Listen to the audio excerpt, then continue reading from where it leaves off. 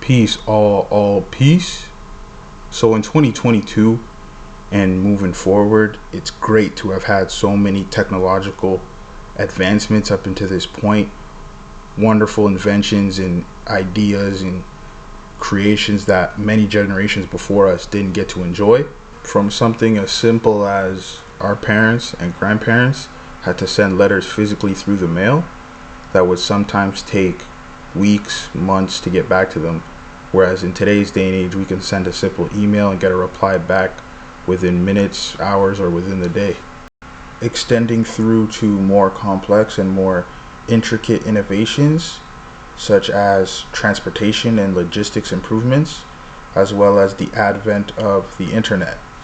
It's dangerous to be oblivious and to be naive, and we have to be honest with ourselves and face the potential risks and dangers and overall negative implications of technology and of course the internet. We have to accept and take the good with the bad, because as we know, too much of anything, even water, is bad, and the over-reliance, overuse, and frankly going overboard with some of the new technologies being developed puts the human race in a precarious situation. Some examples include cloning, unnecessary surgical procedures, robotics, Elon Musk's Neuralink, which we'll get into later, AIDC, which is automatic identification data capture, which we'll also touch on, and many, many more. The traditional days of old have passed us by, and if you think about it, are quickly becoming irrelevant. The youth are in dangerous territory because many will grow up knowing nothing of a life before the advent of the internet and the prevalence of certain technologies. Almost all people born before, and even some born in Gen Z, which is 1997 to 2012, experienced a childhood outdoors, active through sports, games, running around, and a real social life surrounded by friends, and spent socializing and interacting with other kids. Some of Gen Z, and especially most of Gen Alpha, which is after 2012, until now and extending to the mid-2020s, have frankly been robbed of that privilege of simply enjoying their youth and enjoying their childhood outside amongst others for the privilege of all their screens that they're attached to nowadays and the activities that come alongside the television, the cell phones, the laptops and computers, the tablets, and all the rest of their devices.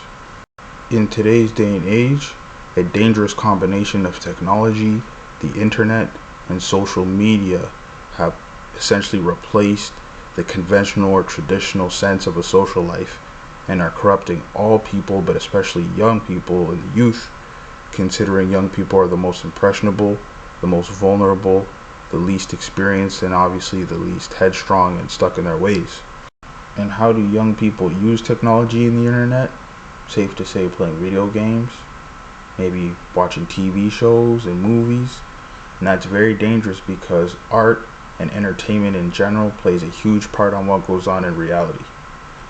Many say art imitates life, but I think life imitates art. And in the case of technology and technological advancement, this so-called art is concerning to say the least.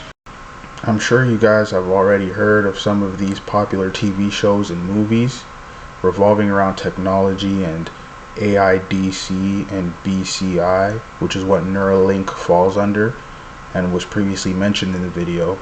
But I'm going to go ahead and list them off anyway, especially if some of you haven't and want to go check them out.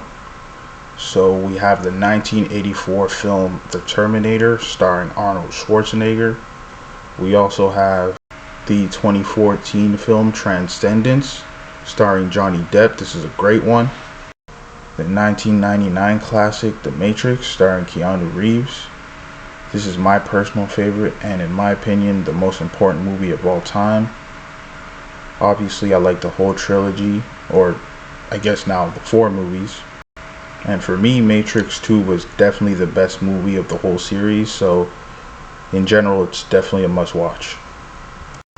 The 2011 ongoing TV series Black Mirror, which I think has the best ideas and does the best job of demonstrating and illustrating what's in store for us as people in the near and not too distant future, and the 2014 film Ex Machina, which I think was a huge inspiration for the recent robot model that came out in 2022. It reminded me of this movie immediately. Here's a clip.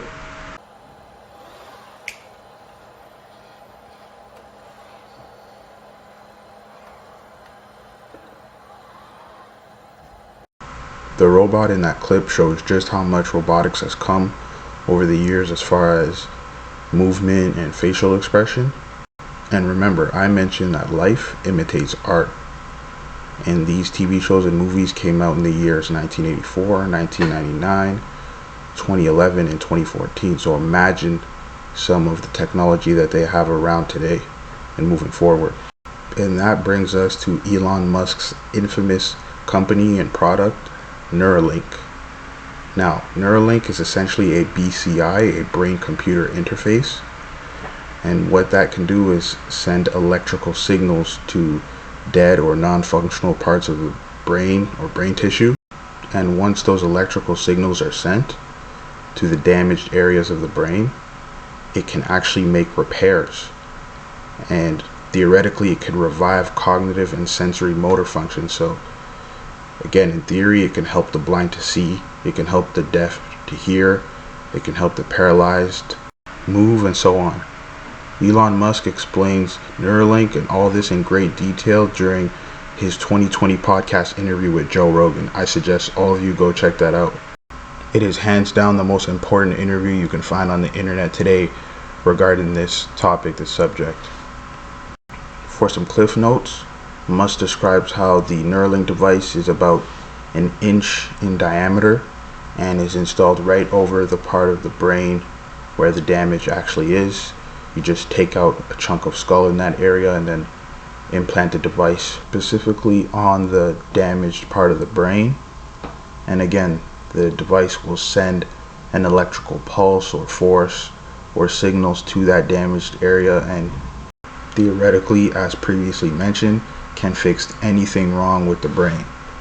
He also goes on to explain that the first few versions of the Neuralink device will solely be used to fix brain injuries, but that future iterations and updates with the device will allow us to communicate without actually having to speak, which he says is only 5 to 10 years away, and this was a 2020 interview, and that will be able to save state. So essentially, we'd be able to preserve consciousness by simply saving or downloading and re-uploading our consciousness over and over, setting up a scenario where our physical body may perish, but our consciousness would remain forever. And that's the theme of the 2014 film Transcendence that I mentioned earlier, starring Johnny Depp.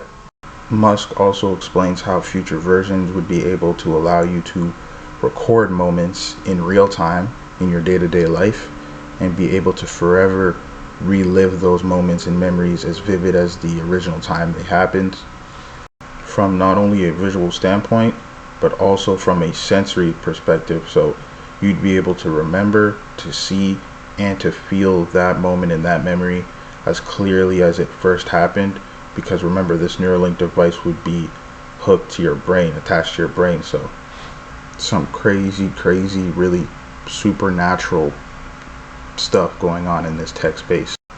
And this concept was also demonstrated in, again, the 2011 TV series I mentioned, Black Mirror, season 1, episode 3.